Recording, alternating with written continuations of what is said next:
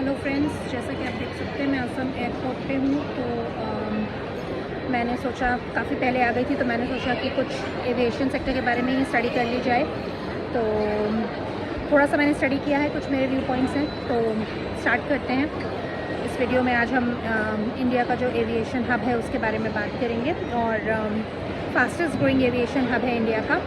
तो अगर मैं बात करूँ सबसे पहले इंफ्रास्ट्रक्चर की और डेवलपमेंट की, तो हमारे पास टोटल 140 ऑपरेशनल एयरपोर्ट्स हैं, जैसे कि इंदिरा गांधी इंटरनेशनल एयरपोर्ट है दिल्ली का और छत्रपति शिवाजी मुंबई। तो इस तरीके से हमारे पास 140 ऑपरेशनल एयरपोर्ट्स हैं जहाँ से रोज़ फ़्लाइट्स जो हैं वो लैंड करती हैं और टेक ऑफ करती हैं।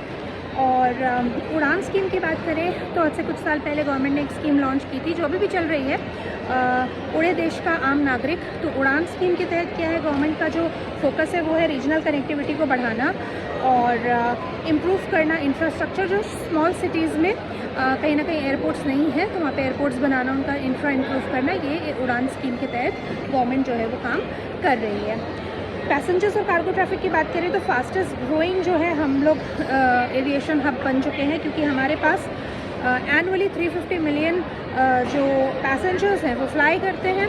और अगर मैं बात करूं दिल्ली और मुंबई एयरपोर्ट की, तो ये तो सबसे ज़्यादा बिजीएस्ट एयरपोर्ट है क्योंकि हाईएस्ट पैसेंजर्स और कार्गो ट्रैफिक ये हैंडल करते हैं हर दिन।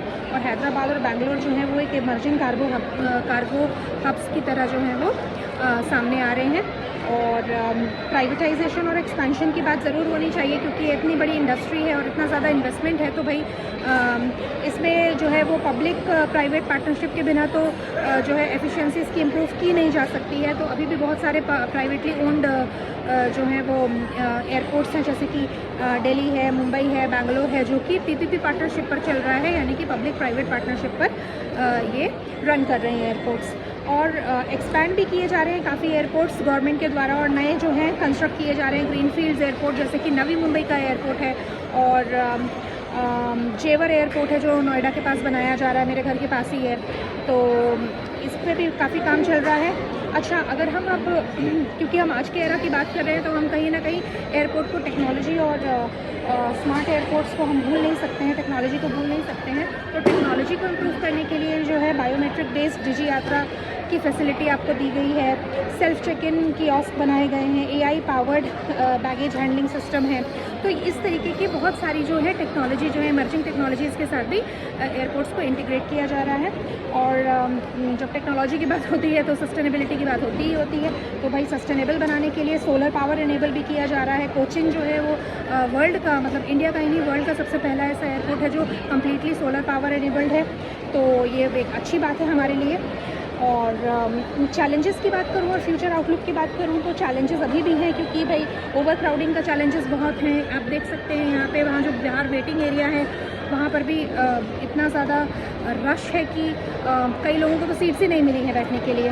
तो इंफ्रास्ट्रक्चर डेवलपमेंट करने की बात है, ओवर क्राउडिंग काफ़ी है, एयर ट्रैफिक कंजेशन काफ़ी है। तो ये सब जो है ये गैप्स है जिनको कि ठीक करने की ज़रूरत है। और फ्यूचर ग्रोथ देखिए ड्रिवन होगी आपका मिडिल क्लास ट्रैवलर्स जो है मेरे जैसे, ऐसे मिडिल क्लास ट्रैवलर्स को आपको बढ़ाना पड़ेगा। गवर्नमेंट इन्वेस्टमेंट्स ज़्यादा लाने पड़ेंगे, गवर्नमेंट को ज़्यादा इन्वेस्ट करना पड़ेगा एविएशन इंडस्ट्री पे। और ज़रूर मैं हमेशा ग्लोबल प्रैक्टिस की बात करती हूँ, तो कहीं ना कहीं इंटरनेशनल पार्टनरशिप को भी हमें भूलना नहीं चाहिए। तो इंटरनेशनल पार्टनरशिप्स जो है वो भी हमें बहुत ज़्यादा करनी पड़ेगी, ताकि हम जो है एक ग्लोबल एविएशन हब की तरह जो है एविएशन हब की तरह इमर्ज कर पाएँ। तो आज के लिए इतना ही, और अगली बार फिर एक नए टॉपिक के साथ आपके सामने हाजिर होंगे।